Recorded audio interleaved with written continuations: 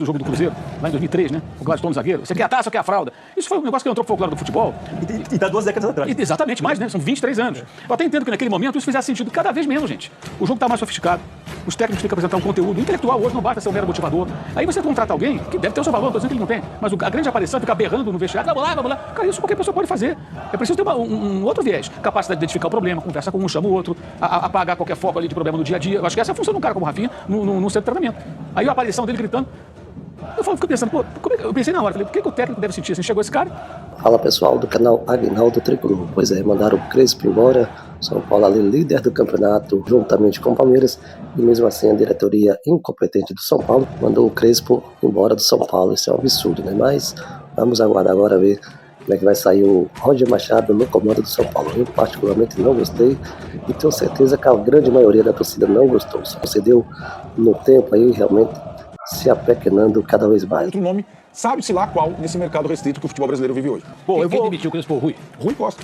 Agora, Oscar, já que você está com a palavra de tudo que o Arnaldo falou, uma coisa me chamou a atenção, entre outras, mas essa coisa de que eles preferem um treinador brasileiro a um estrangeiro, quando deveriam escolher um bom, simplesmente, entendeu? E que o Crespo estava indo nessa direção e cumprindo esse papel. O que eu acho grave na história, principalmente, é isso que você falou, Vladimir, eles. Eles quem, Arnaldo? São os caras que mandam no futebol hoje, Rui Costa e Rafinha, é a dupla que comanda o futebol de São Paulo. Então, porque ter essa postura diante de um time que está com essa pontuação no Campeonato Brasileiro? Normalmente a gente tem aqui uma aceitação que o técnico cai pela falta de resultado. Então o time não está andando bem, está jogando aquém do que pode, não está conseguindo resultados. Então fica ameaçado o técnico e normalmente cai. É comum no nosso dia a dia, no nosso futebol. Quando um técnico que está se mostrando vencedor, porque o time tem 10 pontos e está andando bem no campeonato, por quê? Prefiro isso ou prefiro aquilo, porque não gostei disso, não gostei daquilo, tira o técnico e põe quem? Essa é a questão. Bom, vou citar aqui só, Mauro, o Luiz Odiana que fala que lembra aquela questão no início do campeonato dizendo que tinha que primeiro pensar em fazer os 45 pontos. Isso pegou bastante, é bom ele citar. O Luciano Gabriel que fala assim, achei também errado tirar, mandar embora, mas ele não tinha coragem de tirar os medalhões do Tricolor Paulista, principalmente na semi contra o Palmeiras, o Luca e o Luciano Mal, mesmo assim ele manteve em campo. Sua palavra sobre o assunto, Mauro. Todas essas questões são menores e contornáveis, ou seriam, desde que houvesse interesse em manter o técnico. Quando não havia interesse em manter o técnico, questões menores são transformadas em questões maiores para justificar uma demissão injustificável. Perfeito. Eu acho que é simples assim. Interessante que o Arnaldo lembrou, né? Ele foi contratado a primeira vez em 21, presidente Casares, diretor de futebol Belmonte. Aí ele é recontratado em 25, ainda Belmonte, certo? E ainda Casares. E aí você tem a mudança. Assume o vice, o diretor, o diretor remunerado, né, contratado, que é o Rui Costa, de certa forma ele ganha mais protagonismo, porque não tem mais o Belmonte. Sem dúvida. Tinha o Belmonte ele, né? Um estatutário, né? E o outro que é um contratado, um Teve um no profissional. meio do caminho, né, Valdo, que ficou pouco e saiu por causa do escândalo também, né? Que chegou como se fosse o executivo do CT lá. Não. Esse é o Carlos Magno, mas esse era o CEO do presidente Casares. Era uma função... Até conviveu alguns dias com o Crespo, mas foram poucos dias. Mas é uma coisa mais administrativa mesmo do exato. futebol, né? Era um outro papel. Então, o Rui Costa ganha mais importância. Aí entra o Rafinha, né? E aí o Rafinha, ex-jogador brasileiro, muitos amigos na imprensa, inclusive, e tal, né? Hoje eu percebi claramente que os amigos continuam reproduzindo ali as ideias. Bonito isso, né? Ironia, claro. Aí chega o Rafinha. Primeira aparição do Rafinha naqueles vídeos que geralmente os clubes só fazem quando vence, né? O São Paulo vence o Grêmio, joga bem. Quem deu o treino foi o Crespo, quem montou a estratégia foi o Crespo, quem comandou o time foi o Crespo. Aí eu vejo o vídeo na rede social do São Paulo, que escalou, tudo foi o Crespo. Ele e os seus jogadores. Aí o Rafinha berrando no vestiário. Eu acho impressionante como se valoriza em 2026 um cara que grita no vestiário. Pois é. Sabe? Aquela história famosa do Luxemburgo antes do jogo do Cruzeiro, lá em 2003, né? O Gladstone zagueiro. Você quer a taça ou quer a fralda? Isso foi um negócio que entrou pro folclore do futebol. E dá 2 décadas atrás. Exatamente, mais, né? São 23 anos. Eu até entendo que naquele momento isso fizesse sentido cada vez menos, gente. O jogo tá mais sofisticado. Os técnicos têm que apresentar um conteúdo intelectual. Hoje não basta ser um mero motivador. Aí você contrata alguém que deve ter o seu valor, não tô dizendo que ele não tem. Mas a grande aparição é ficar berrando no vestiário. Vamos lá. Cara, isso qualquer pessoa pode fazer. É preciso ter um outro viés. Capacidade de identificar o problema, conversa com um, chama o outro, apagar qualquer foco ali de problema no dia a dia. Eu acho que essa é a função de um cara como o Rafinha no centro de treinamento. Aí a aparição dele gritando. Fico pensando, eu pensei na hora, falei, por que o técnico deve sentir assim? Chegou esse cara, que não é da minha turma, né? Não é um jogador que conviveu comigo, jogava em outros clubes, em outro país. Aí ele tem o protagonismo.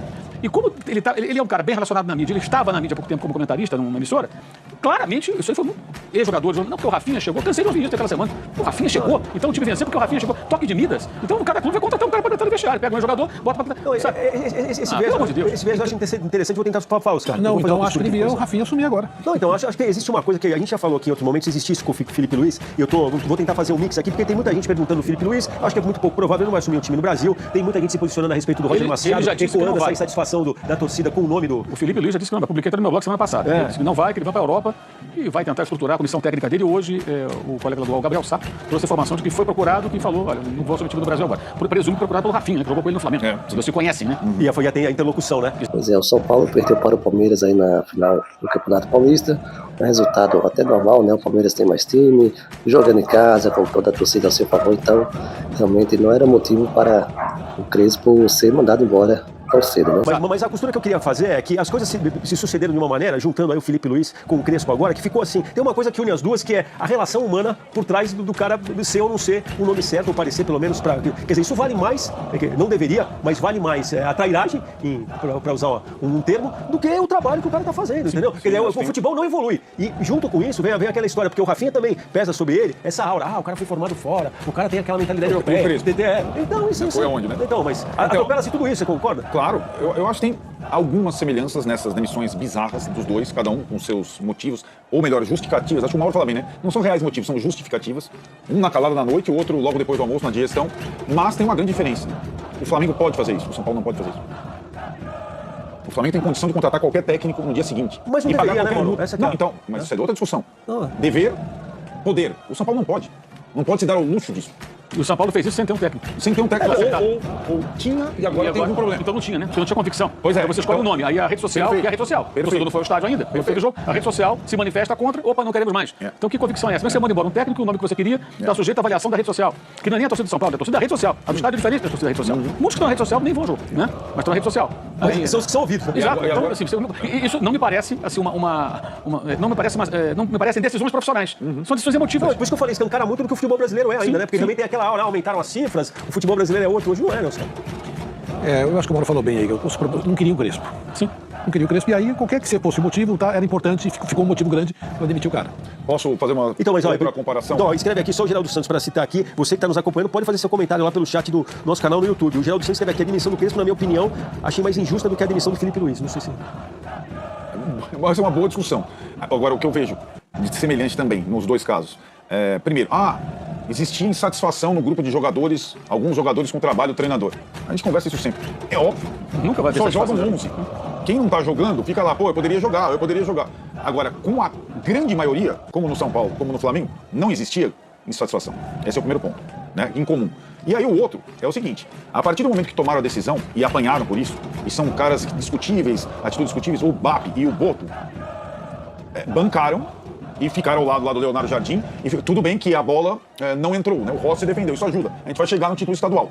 Mas agora eu quero ver os profissionais, assim como é o Boto, o Rui Costa e o Rafinha, bancarem a ideia que eles tinham ao demitir o Crespo. Agora eu quero ver se eles têm a convicção necessária para fazer a troca que foi feita no Flamengo, né? O BAP e o Boto, nós temos convicção do que estamos fazendo. Como é que é a história do...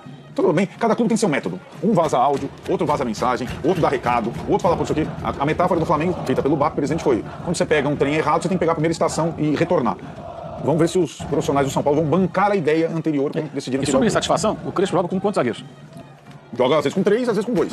Ele muitas vezes joga com 3. Se entrar um técnico, você joga com linha de 4, 2 zagueiros, automaticamente alguém vai ficar insatisfeito. Claro. É normal, gente. O cara pensa, caramba, jogava eu, o Arnaldo e o Vladir. Agora chegou o novo técnico, o Oscar, eu não jogo mais. Joga só o Arnaldo e o Vladir, eu fiquei no banco, ele só joga com 2 zagueiros. E, cara, isso é a coisa mais óbvia do futebol. E se a insatisfação era mínima, né, na saída do Crespo, se você tem 25, 30 atletas, entre base e tal, sempre tem alguém satisfeito. É natural que assim seja. Aliás, em qualquer ambiente de trabalho. Eu falo sempre, você um banco, o gerente do banco, tem 20 funcionários, 15 funcionários, 18 funcionários, todos gostam do cara. Não, vai ter um que gosta mais, outro que é o queridinho do chefe, o outro que foi promovido num escritório, numa loja. Um tá sempre mais contemplado. Não existe o chefe que agrada a todos. Não existe. E no futebol não é diferente. Então, quando eu falo de insatisfação do grupo, pra mim, quando todo mundo dá na bronca. Sim. Por exemplo, isso praticamente todos os jogadores estão na bronca com o Boto, mas o Boto não é técnico. Aí outro papo.